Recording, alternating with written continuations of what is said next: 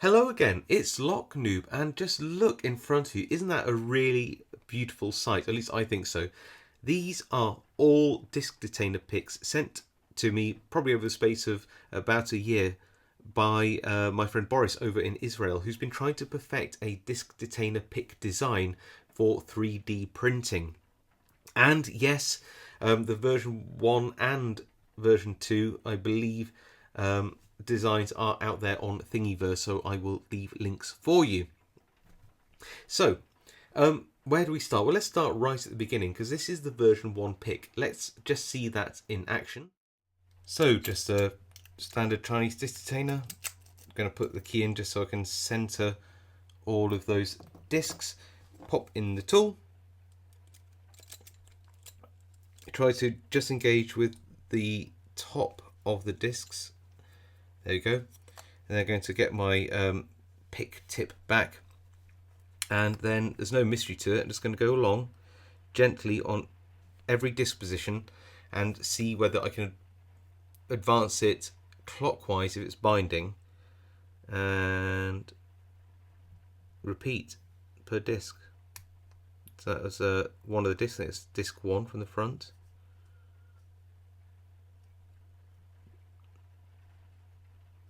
Disc 2 or 3.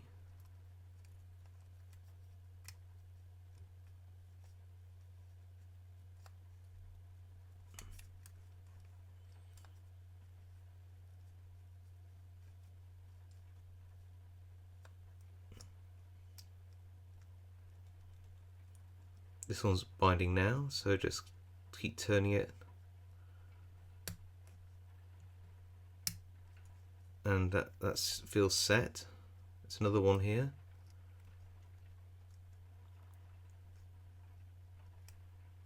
Again, that feels set now. Wiggle all the way back up to the top. Let's try these ones at the top again. So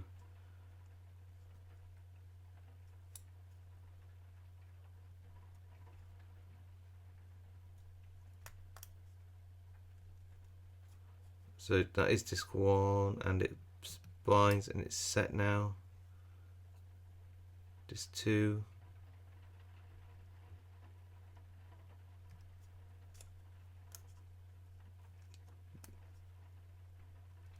There we go, got it. And we are open. Perfect.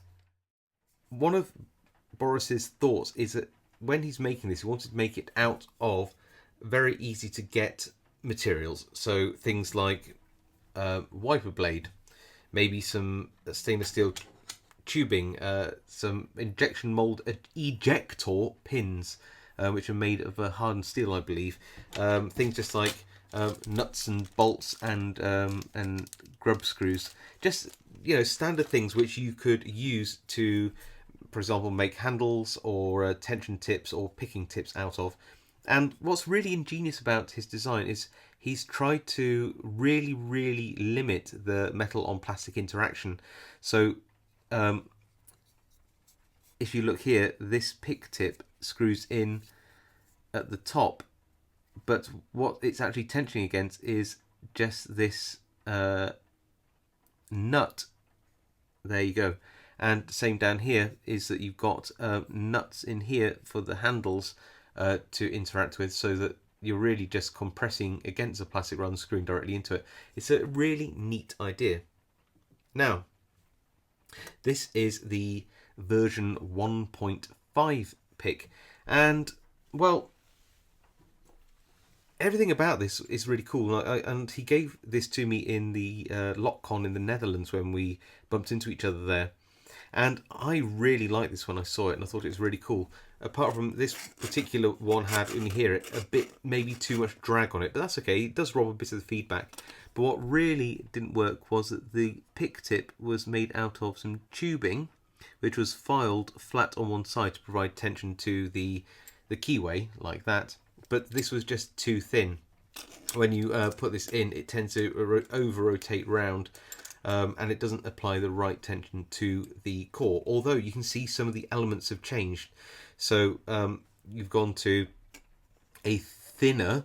So instead of the picking tip being moved by something which goes over the tensioner. The tensioner is on the outside and the picking mechanism is on the inside, if you know what I mean. So look at these two side by side. You can see that where you pick is now on the inside of the tension tip as opposed to the outside in the version 1. So you can see that evolution happening, which is kind of cool.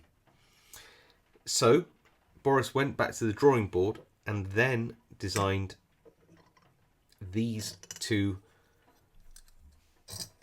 awesome tools, and I believe that they are pretty much the same tool, maybe scaled slightly differently, and there are two tension variants here, both I believe made out of tube. So one is filed all the way, so you can just see the stainless steel tube there.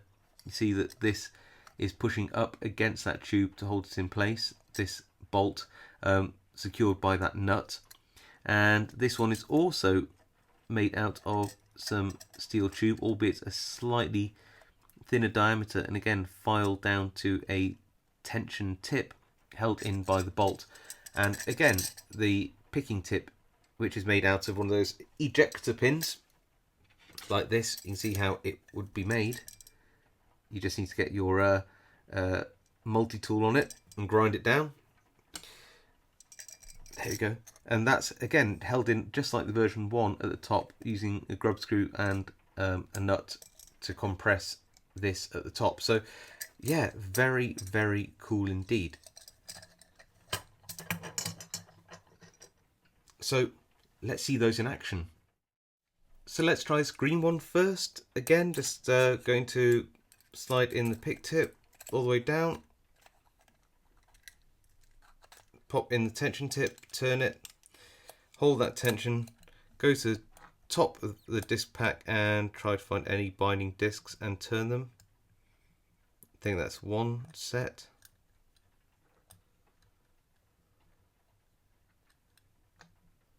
Got disc 3 I think there. All the way to the bottom, so start at the top again.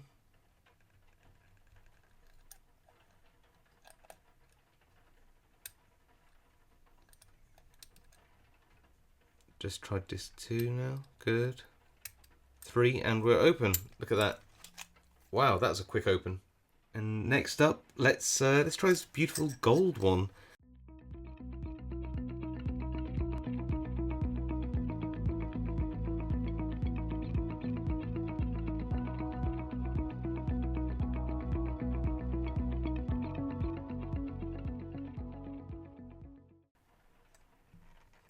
Three and we're open, I think.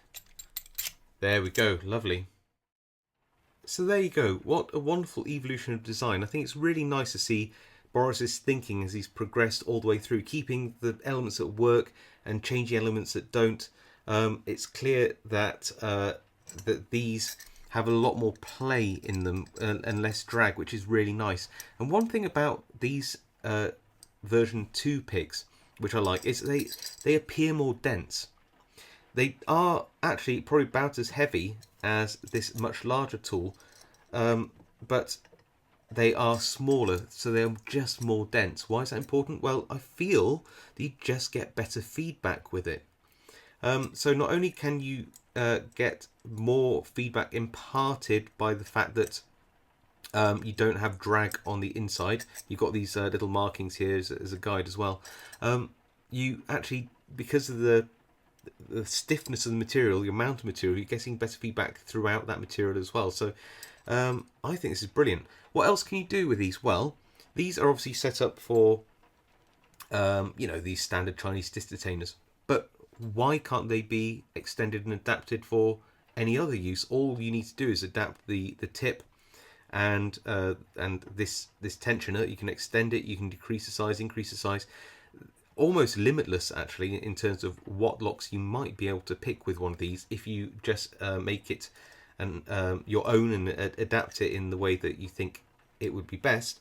Yeah, really great. I'd actually really like to see some videos of people who've made some of these from or adapted some of these from Boris's design from Thingiverse. I'd love to see some videos out there. So if you do make these and you make a video and you're picking some really cool locks with them, please link them below this video so that other people can access them and I can see them too, and I'll be notified to them. So that's absolutely brilliant.